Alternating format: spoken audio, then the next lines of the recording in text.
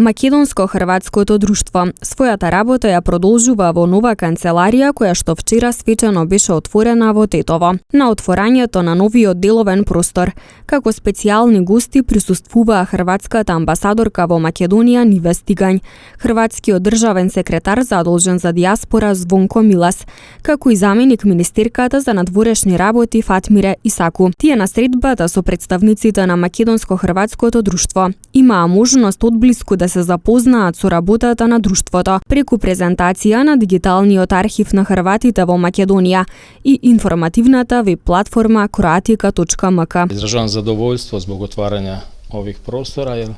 за све оно што желимо радити, што желимо упражњавати, а рекао бих да нам je svima zajednički cilj čuvanje našeg identiteta, svih onih vrijednosti po kojima se prepoznajemo pripadnicima hrvatskog naroda, zato nam je potrebna dom, potrebna nam je kuća i zato ovaj prostor ima veliku vrijednost. Osim toga, počeci ovih prostora kroz, rekao bih, ustanovljavanje knjižnice su izvrsna stvar. Nadam se da će doprinijeti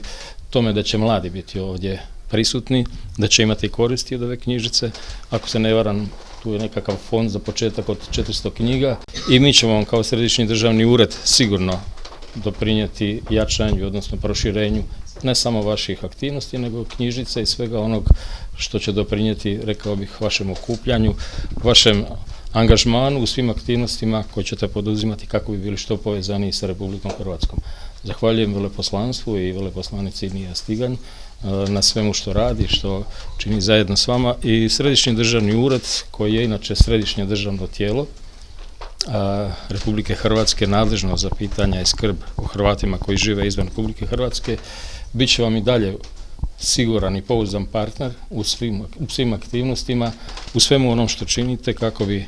ostali ono što jeste, kako bi ostali Hrvati bez obzira na teškoće, bez obzira na asimilaciju. Čuli ste i zamjenicu ministra, rekao bih da prijateljska Republika Sjeverna Makedonija čini pomake koji idu u korist onoga što vi pokušavate